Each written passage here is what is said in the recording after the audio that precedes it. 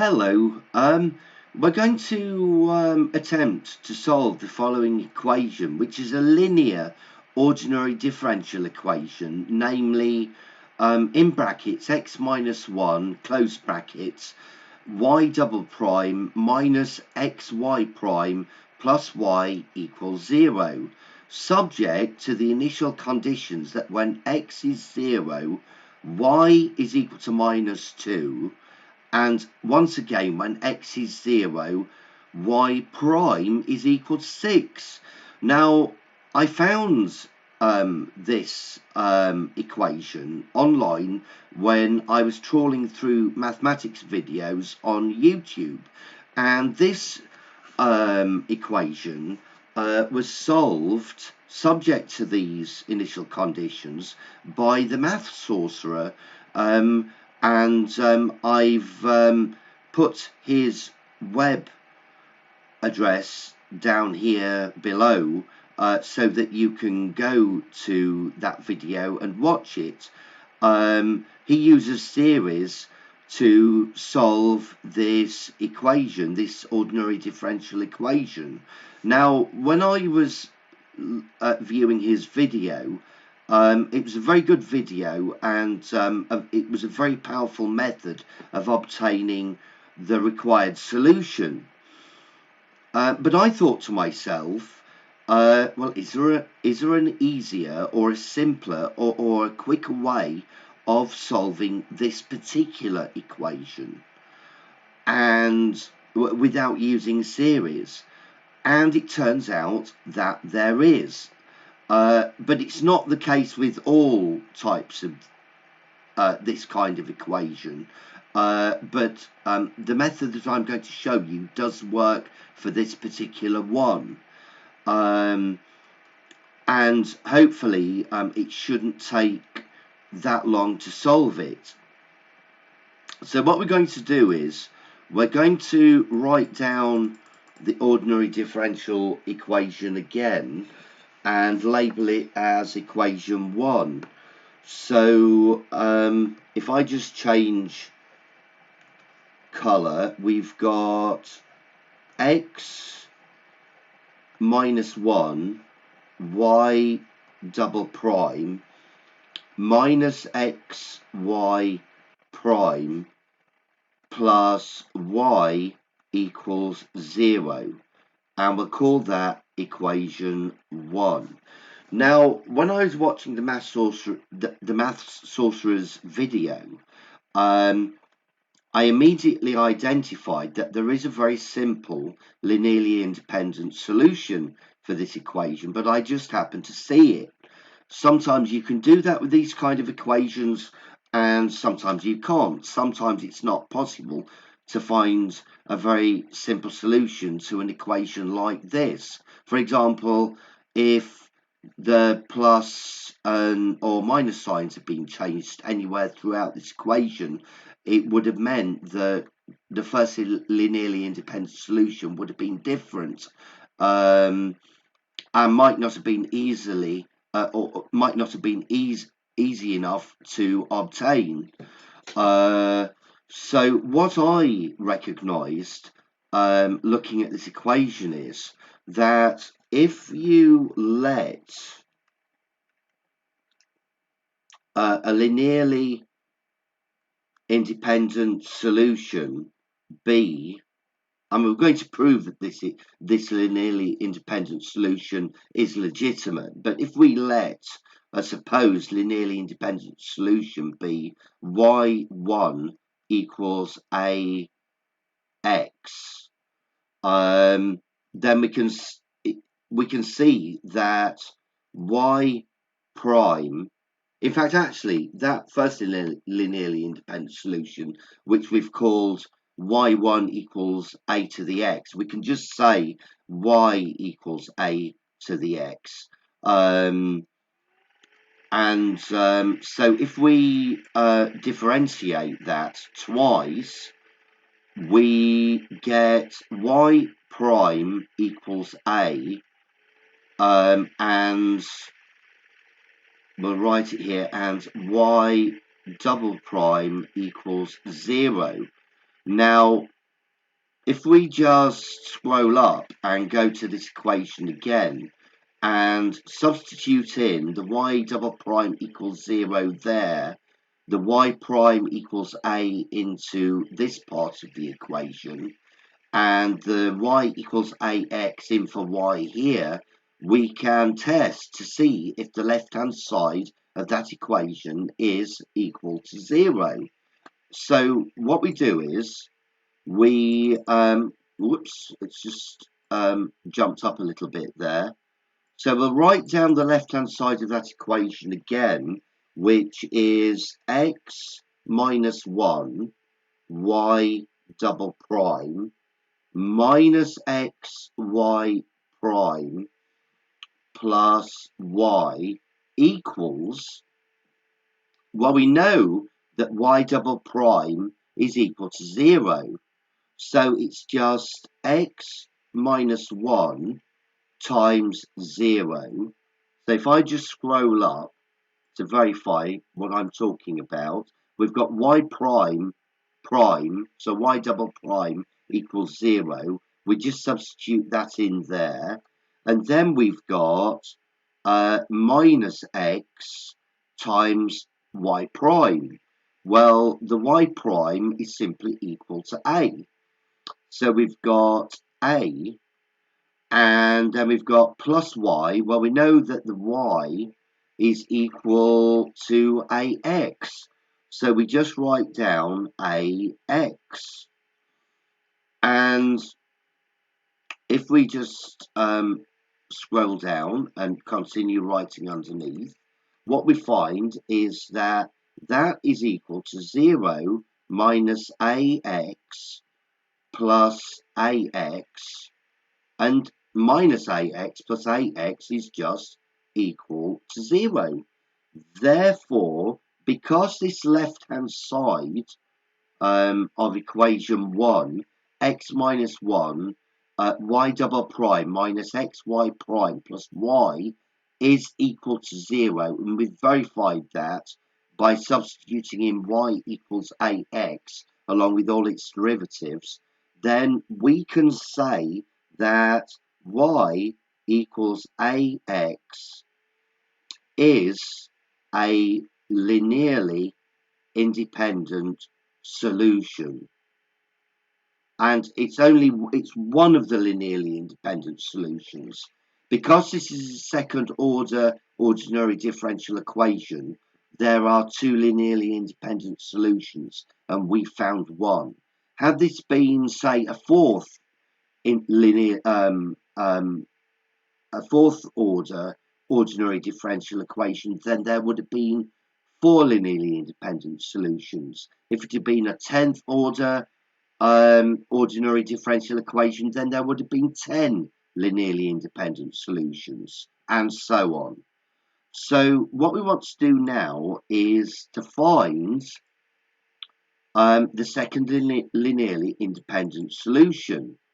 So we'll write that down. Find second linearly independent solution. And how we're going to do that?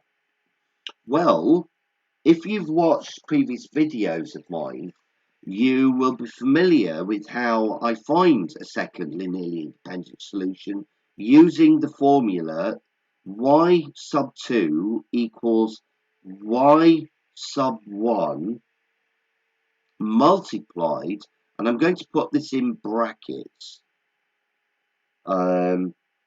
multiplied by the integral of e to the minus integral of p dx, all divided by y1 squared, and then there's a dx term there. Now, you might have seen in my previous videos how to find p.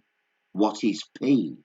Well, if we go back to equation 1, we've got the equation written as, in brackets, x minus 1 close brackets y double prime minus xy prime plus y equals 0. And we have to identify from this equation 1 what P actually is. Now I'm going to take equation 1 and rewrite it in a slightly different form. So what I'm going to do is divide equation 1 by x minus 1 to get, and what we get is, let's just scroll that to the top. Okay, what we get is y double prime minus x over x minus 1. And I'm going to put that in brackets, multiplied by y prime plus 1 over x minus 1, we'll put that in brackets as well, multiplied by y equals 0. Now, this, you always have to, in order to find P in these sorts of equations, you always have to manipulate your original ordinary differential equation so that the coefficient of y double prime is always 1. Doesn't matter what it is, you manipulate it so that the coefficient here of y double prime is always 1. And that means dividing throughout the equation by whatever is originally in front of this y double prime. And in our case, we had an x minus 1 in front of the y double prime, so we've just divided throughout by x minus 1 to get this equation, which I shall now call equation 2. And I've just squeezed that on there. Now, from this equation, we can determine, so I'll put we can determine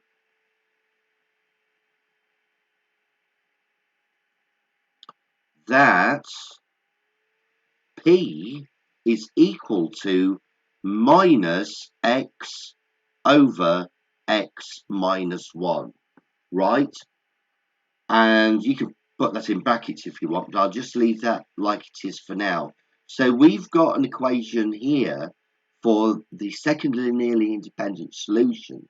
And what we have to do is replace P by minus x over x minus 1. So this means that y2 is equal to, we'll just leave the y1 in there for now, so it's y1 times the integral of e to the power minus p, the integral of p dx.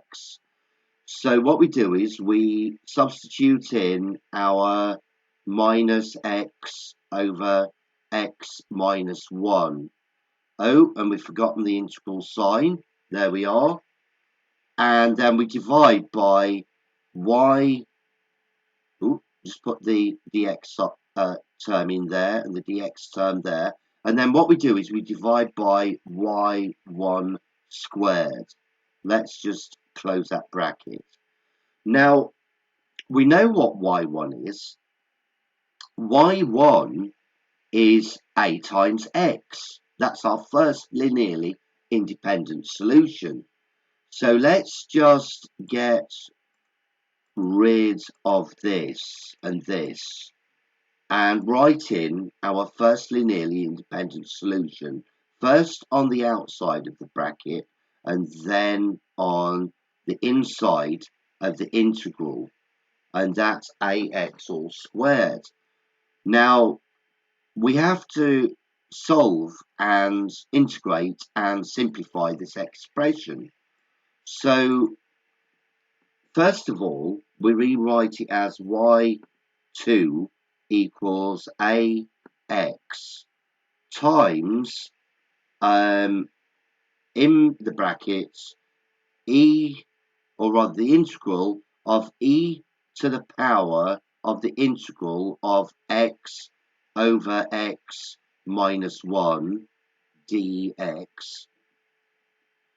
all divided by a squared x squared, and then there's a dx term there, and we can close the bracket. So we've slightly simplified it now in terms of multiplying out these two minus signs. Now it's still quite a complicated expression, or so it seems. But first of all, we want to simplify this exponent part of the exponential. And we can do that by partial fractions.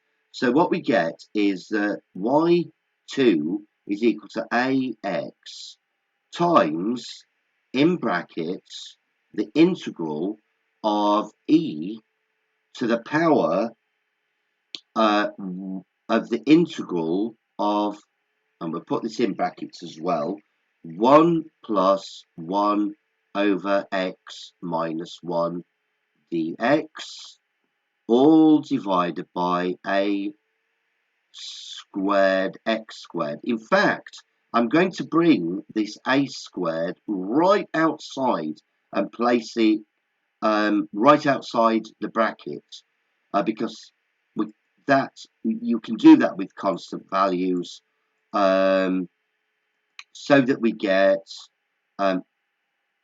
outside the bracket, ax over a squared.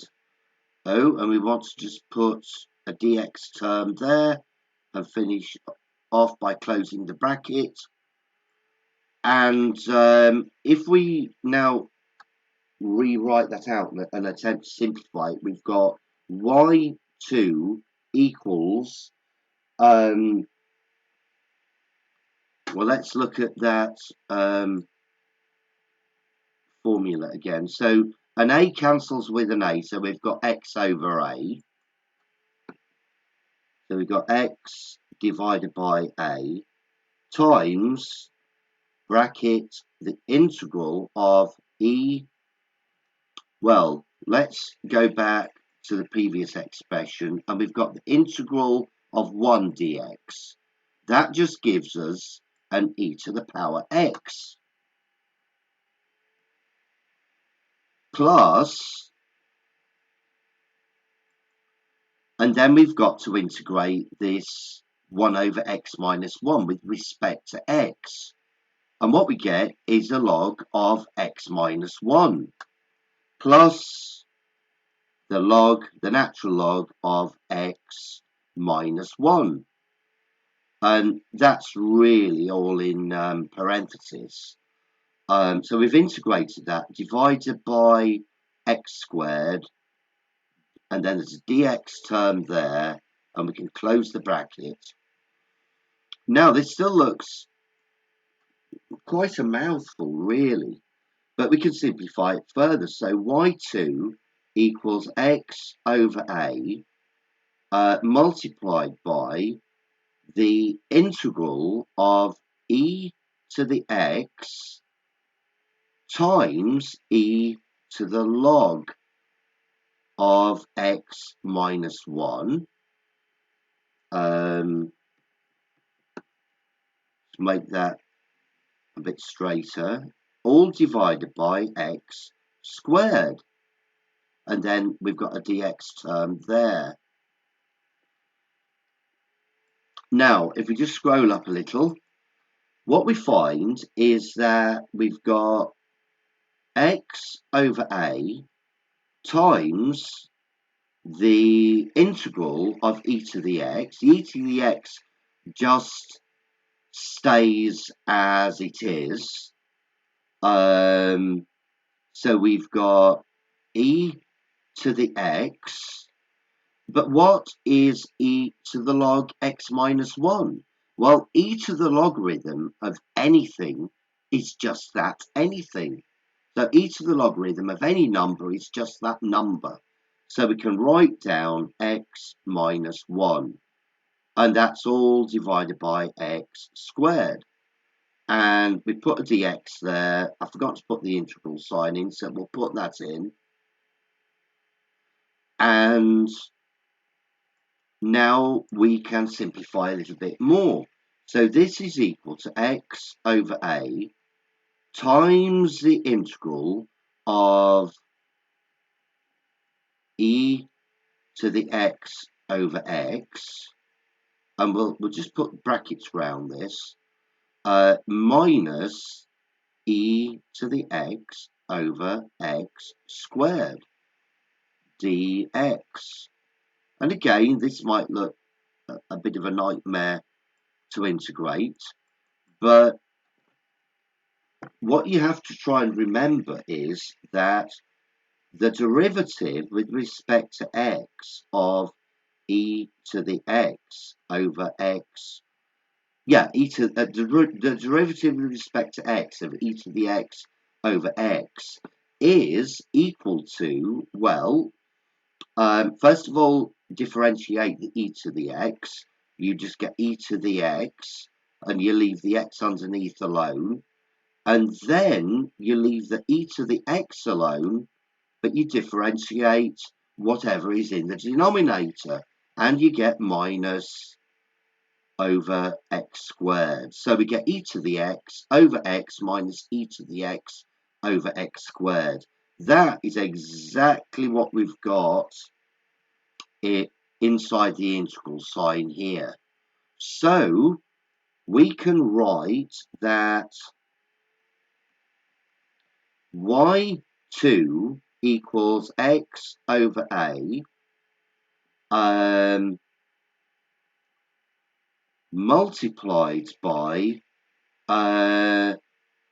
e to the x over x plus a constant which we'll call b. So this, all of this under the integral sign integrates to give e to the x over x. Now we're getting very close to the end, because we can simplify this expression to give y2 equals x times e to the x over x. Well, the x's just cancelled there, leaving you with e to the x over a plus, well, you've got x over a times b. So we've got bx over a. And basically, we've almost finished, but just let's rewrite those constants a little bit differently. So therefore, y2 is equal to, let's make that look more like an equal sign. So y2 is equal to alpha x, well, we call it alpha e to the x, plus beta x, where alpha is just equal to 1 over a, and beta is just equal to b over a. Right, so we've simplified the expression, and that is our general solution. That is our second linearly independent solution. So our general solution is y equals y1 plus y2, which is y equals ax plus alpha x. How did I write it above? Oh, I had an alpha e to the x. So plus alpha e to the x plus beta x. And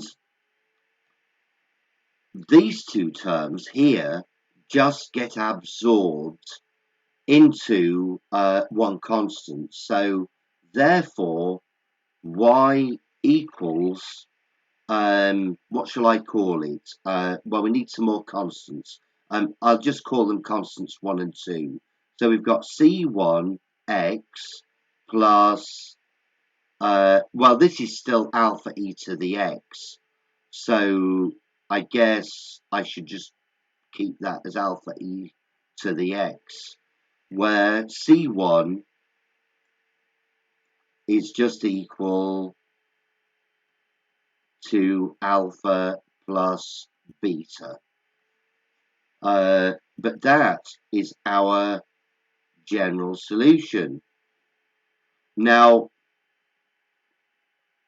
we need to substitute in our initial conditions.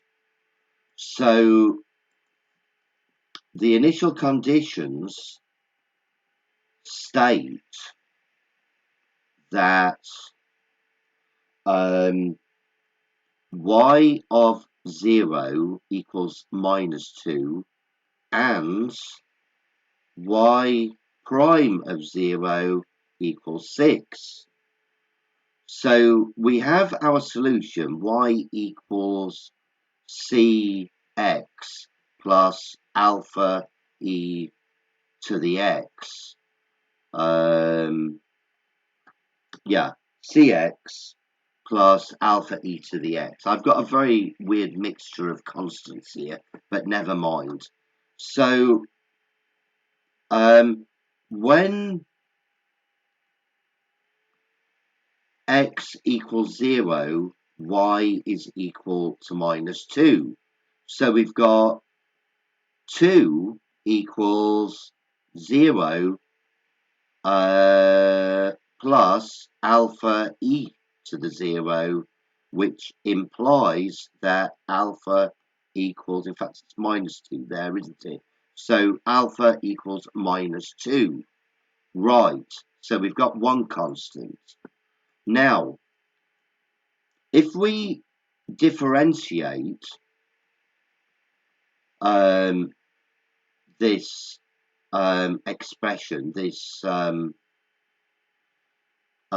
general solution, in fact, I've missed out the little x there, haven't I? Let's just write that in there so that it's inside my outline. So if we differentiate this expression that I've just outlined, we get y prime equals c plus alpha e to the x. And we know that when x equals 0, y prime equals 6. Okay, so we've got 6 equals c plus